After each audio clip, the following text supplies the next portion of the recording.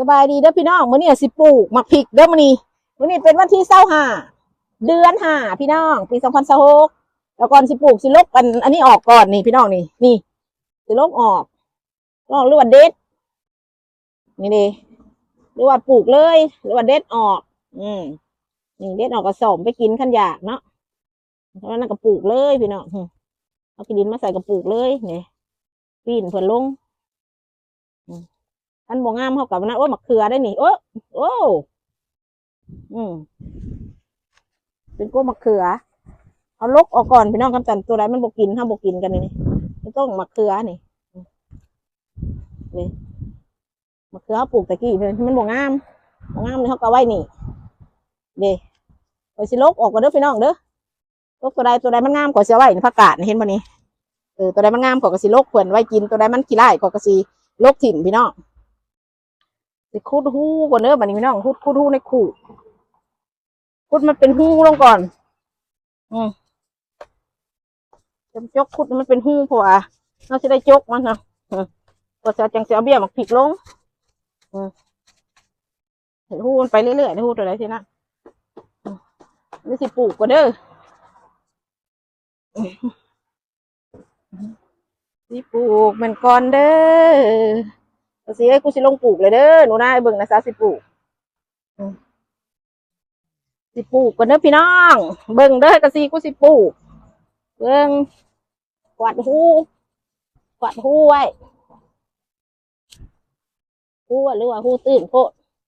ต้นก็เสียมัสสูไว้ปลูกมะพริกพอได้กินพี่น้องเอ้ยโอ้ใบซื้อใบแล้วล่ะ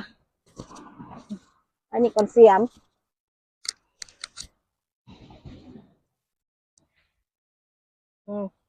กูได้ยังมีดแหกก็แหกแล้วพี่น้องแต่ว่าคอยบ่มีดแหกกลัวคอยขี้คาดท่านเอามีดลงเลยลงแล้วก็เน้นให้มันแน่นๆโล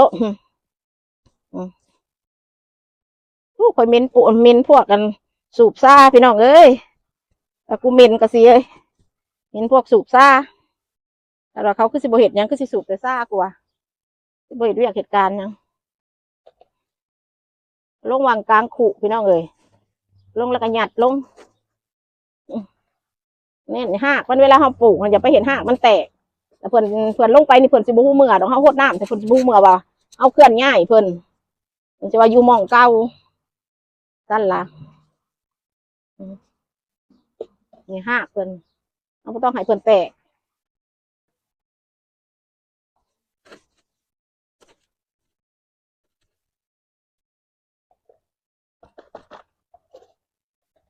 นี่ก็ซ่อนไว้ไปถิ่มแล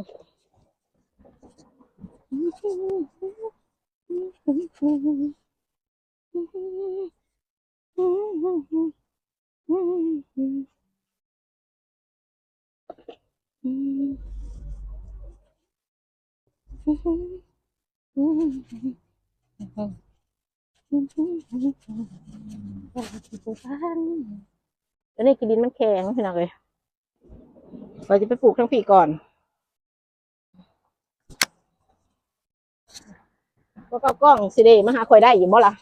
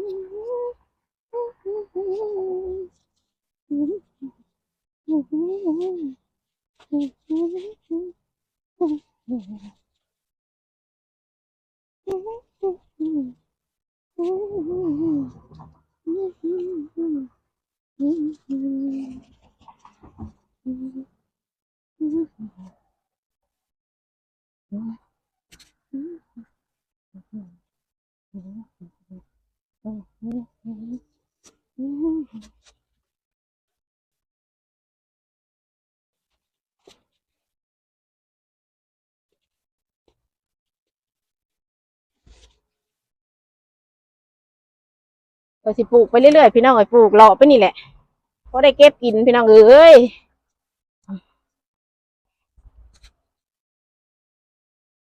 ปลูกแล้วละเด้อเบิ่งเด้อพี่น้องเบิ่งมดกระขู่คนจือไว้เด้อเดือนหาวันที่25ข่อยปลูกเดือนละปีข่อยปลูกนะนี่เด้นี่พักหอมป้อมมันเกิดเองไงนะฮะเด้ข่อยปลูกเด้ในขู่เด้พี่น้องปลูกใส่ขู่จังซี่ละไว้แล้วก็โฮดน้ำมันข่อยยังไม่โฮดน้ำข่อยใส่พวกเจ้าเบิ่งก่อนนี่ข่อยปลูกเดี๋ยวนี้นะพี่เด้ปลูกจุ่มนี่พักสลัดอันนี้พวกขึ้นมาอันนี้มันขึ้นมาเองนี่พี่น้องในมันอยู่ในขึ้นนะอันนั้นพวกนี้เป็นงูห่วงเป็นง่วงยันมาสตรอเบอร์รี่นี่ก็คิดดิข่อยปลูกเลย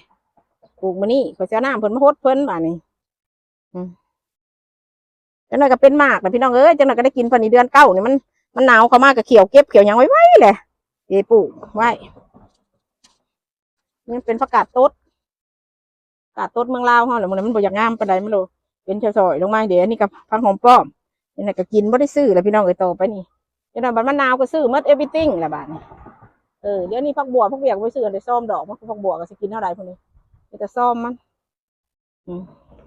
นี่ผักหอมป้อมผักกาดต้นอันนี้ก็ผักชีนี่ผักชีนี่ผักชีอันก็ผักเสียนนะก็ผักเสียนปลานี่ก็ผักกินกับเพอมันใกล้พาเฮือนถ้าคอยบุกินมันไปเกิดอยู่ใกล้พาเฮือนถ้าคอยบุกินเนี่ยมันใกล้ใกล้เฮือนอันนี้คือกันผักชีนี่คือกันมันใกล้เฮือนอะไรก็บุกินมันถ่ายพวกเจ้าเบิ่งไปซื้อนี่กระดอกไม้คอยเอาไปวัดไปว่าอันนี้ก็พัก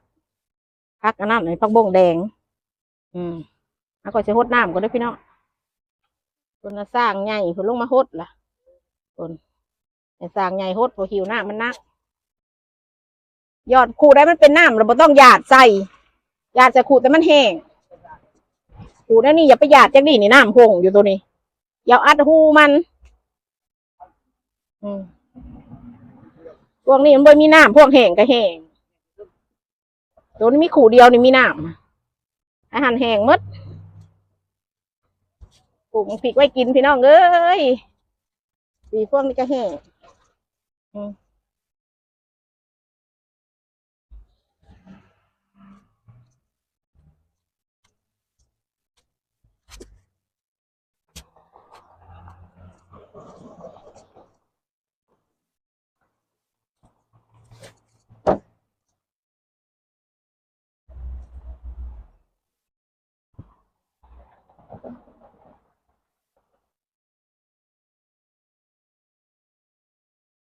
ในพวกผักแพรวนะทำมาปักไว้ตั้งแต่ยอดละล่าได้แต่หากละล่าได้ขึ้นนะมึงในผักแพรวนะ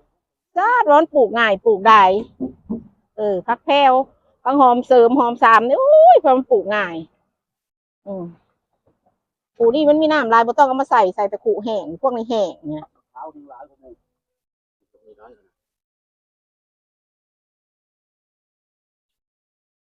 ใช่มันเป็นขี้ดินนักอันนี้นะขี้ดินปล่อยโจมบ่ได้มันแข็ง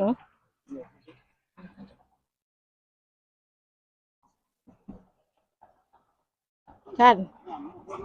สี่ขั้นเป่งน้ำลงมาไปเป่งรถเจ้าเขาบ่ไปแปลวก็หดมัน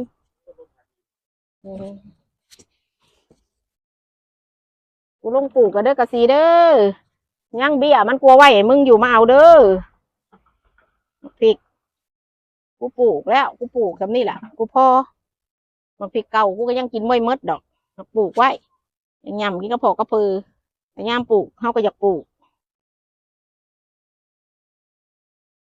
อีนอนหดน้ำกูปักขี้ดินแล้วผุเล็บมือกูเด้ดำหาดำอีนอนที่ขึ้นไปเป่งน้ำกูชินังบ้านี่ป้าตัวกูอยู่เอาน้ำพัวเด้อข่อยว่ากูกับอีกาสีข่อยไม่ได้ว่าวันกูกับพวกเจ้าดอกข่อยว่ากูกับอีกาสีละหมู่ข่อยได้จ้ะจังหน่อยสิล่ำให้กาสีพังล่ำกูก็ยันคนไปยินกาสีเอ้ยเพราะมันเสียงหลุดดังแค่โดนดังว่านั่งอยู่พี่ก่อนเฮ้ยบางในผักกาดต้นนี่ผักกาดต้นนี่นั่นข่อยผักกาดต้นข่อยลุกออกจากคุเฮ้ยกูสิเด็ดเอาก่อนเด็ดก็ขึ้นไปไว้กินกับแจว วันนี้เด็ดสิเด็ดเอายอดมานะ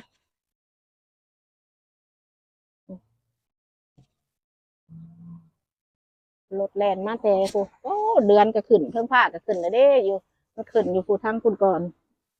จะคอยเลยหาก็สิเป็นตัวแรงพี่น้องอยู่ทั้งคุณมันหลอกขึ้นอยู่ทั้งไทยทั้งลาวครับผมพอตอนเศร้าก็ปล่อยมาหาก็ตัวแรงมันสิลงไปขึ้นอยู่พุ่นเสียงรถเด้พื้นฐานอยู่พี่น้องปลูกผักปลูกมีไว้กินเก็บผักกาดโตดไว้กินก่อนสิได้มันก่อนมันสิเกิดมากะใหญ่เพื่อสิใหญ่หายเอ้ยขันบ่มากรองบ่ยิงขันบ่จริงน้องบ่เว้าขันบ่เอาน้องบ่ว่าอายเอ้ยบ่แม่นท่าน้องบ่ตีควายลงเด้อละอายตีลงแล้วถอยคืนมันยากมันสิลำเจ้าสิลำเจ้าสิบากน้องแสนสั่นเวทนาพี่เอ๋ยพี่เอ๋ยโอ้ยเอ้ยพี่เอ๋ยทางลำเลยพี่น้องเอาห้องเพื่อนโลกเขาจะห้องเพื่อน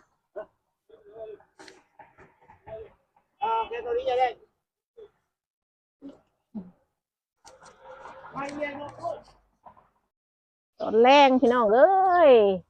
ลงมาปลูกหมักผีกมือแรกเด้อทุกปีข่อยวันที่อันเดือนหาวันที่25ข่อยสิลงปลูกหมักผีกพอข่อยย่านหมักเห็บตกลงมาใส่นี่เด้ข่อยเบิ่งกุ้งไม้นี่เลยกุ้งไม้หน้าบ้านนี่เพิ่งน่ะเบิ่งพี่น้องนี่ก็ขั้นใบอันนี้ข่อยเขียวเนี่ยข่อยลงมาปลูกโลดขั้นใบตัวนี้ยังบกเขียวหั่นน่ะข่อยปลูกยังได้หมักเห็บลงมาใส่ข่อยก็เลยจืดนี่ก็ไม่เท่าอันมุ่งแล้วบอกแล้วว่าให้เบิ่งใบไม้นี่เด้อแล้วว่ากันสิลงปลูกของข่อยก็เบิ่งคือละว่าอีกก็เฮียนออกจากเล่าคือกันแหละเฮ้อเราบอกกูเท่าจักตายหรือยังแล้วใหญ่นี่แล้วตะกี้เราอยู่ใกล้ๆข่อยเนี่ยย่างมาจะหาข่อยวันนี้แหละจะไปกันแล้วนั่นก็กกแรดบุรี่นั่นก็ได้นั่นก็เป็นหมากเลยโอ้ยมันเป็นแล้วก็ไม่ได้กินนะคะแต่กี้ลูกก็ลงเก็บแต่ยังน้อยบรรใหญ่มาฮอดบกเก็บฮอดบกกินได้เลยจ้ะนั่นก็ปูโคตรน้ำมันอะไรอันนั้นก็กินนอนบายพี่น้องบายก่อนโอ้ยให้ปิ่งของกินเดี๋ยวนี้เนาะเออแต่กี้คือว่าตัวเองมาอยู่นี่กับปิ้งแล้วเดี๋ยวนี้บัดเท่ากินถ้าก่อยก็ได้เท่าปิ้งไม่ต้องเลยแต่กี้นั้นปิ้งวันนี้เราโดนแล้วเขาบ่อยากเท่าปิ้งบ่อยากกินเฮ้อบ่อยากเพื่อนแต่ก่อยอยู่แคมป์ทางยังไงกินนอนละปูกองกินนอนละปูเบิ่งในเฮ้ยกะซีกองกินนอนปูหมักเครือเราเฮ้ยนี่มึงเห็นละปูฮะเอาลงนี่ก็หมักผิกจะหมักผิกเพียงเล่าค่ะนะเด้ผิกเล่าได้นี่ผิกกินนอนปักเสียนกูนี่ค่ะนี่พักเสียนป่ากูเลยเฮ้ยเห็นป้าตัวมึงเบิ่งมากูเก็บมาแต่ป่ากูเป็นผู้เก็บเอามาแล้วเอาของกูมาถอกเออนั่งนะบ่แม่นเขาคอยเก็บมาปีนี้บ่ระหว่างของเก็บมาแต่โดนแล้วของกูตัวใหม่แล้วบ่อยลงมาเรียกว่าเรายันกูด่ากับบ่ยักแล้วเลยตัวนี้นี่ไปเก็บมาในป่ากระหอกกินอันนี้แหละเฮ้ยขี่มันกองผืนกูก็เก็บเอาถ้ามันนั่นกูก็เก็บมากินมันก็คือมากระบกนั่นแหละโอ้แปลงข้างยังบ่แล้วเห็นบ่มาเพื่อนกูนี่มีเล่นเดียวบัด